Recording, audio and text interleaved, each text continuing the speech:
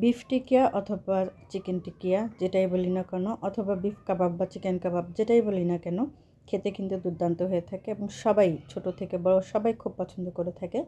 তো আজ আমি সেই রেসিপিটি আপনাদের সঙ্গে শেয়ার করব। এটা হচ্ছে আমি চিকেন দিয়ে যে কাবাবটা তৈরি করেছি সেটাই আপনাদের সঙ্গে শেয়ার করব। তো হ্যালো এভরিওয়ান, আসসালামু আলাইকুম।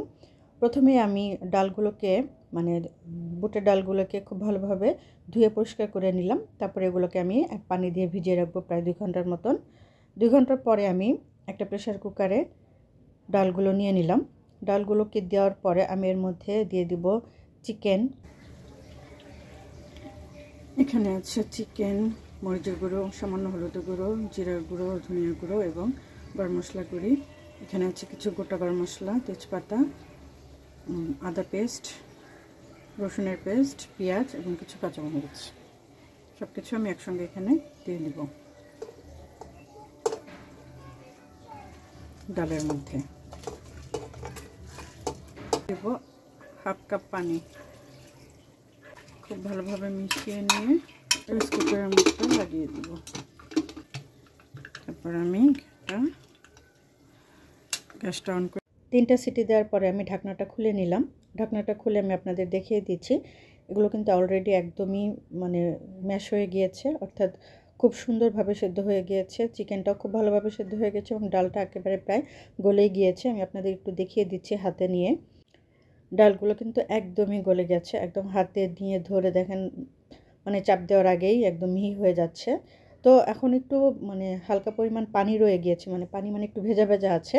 এখন এই ভেজা ভাবটা কাটানোর জন্য অল্প আছে এটাকে আমি 10 থেকে 15 মিনিট চুলায় রেখে দেব, তাহলে এটা একদম শুকনো হয়ে যাবে। তারপর আমি একটা বাটিতে তুলে নিলাম বা একটা পাত্রে তুলে নিলাম। তুলে নিয়ে এটাকে আমি হালকা করে একটু শিলনোড়ায় বেটে নিলাম। তারপরে এর সঙ্গে আমি পেঁয়াজ কুচি, কাঁচামরিচ কুচি, লবণ, স্বাদমতো, ডিম দিয়ে খুব ভালোভাবে এগুলোকে মেখে নিয়ে ডালগুলোকে এর সঙ্গে খুব ভালোভাবে মিশিয়ে নিলাম। তারপর আমি এখানে দিয়ে দিলাম জিরার গুঁড়ি, ভাজা জিরার গুঁড়ি। সেটাও আমি খুব ভালোভাবে এই ডালের সঙ্গে মিশিয়ে নিলাম।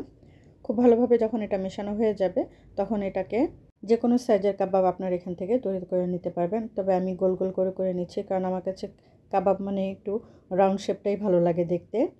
তারপর আমি একে একে সবগুলো কাবাব তৈরি করে নিলাম। এখন আমি চলে যাব চুলায় এগুলোকে ভাজতে। তো প্রথমে আমি ফ্রাই প্যানে তেল গরম হতে দিলাম। তেল গরম করে নিয়ে তেলটা যখন হালকা গরম হয়ে আসলো তখন আমি এগুলোকে এক একটা করে ফ্রাই প্যানে তেলের মধ্যে দিয়ে দিলাম। এখন এটাকে আমি হালকা আছে এপিট ওপিট উল্টে পাল্টে খুব ভালোভাবে ভেজে নেব। উল্টানোর সময় অবশ্যই খুব ভালোভাবে খেয়াল রাখতে হবে যেন কোনোভাবে ভেঙে না যায়। ভেঙে গেলে একদম পুরো তেলটাও নষ্ট হয়ে যাবে এবং কাবাবগুলোও নষ্ট হয়ে যাবে।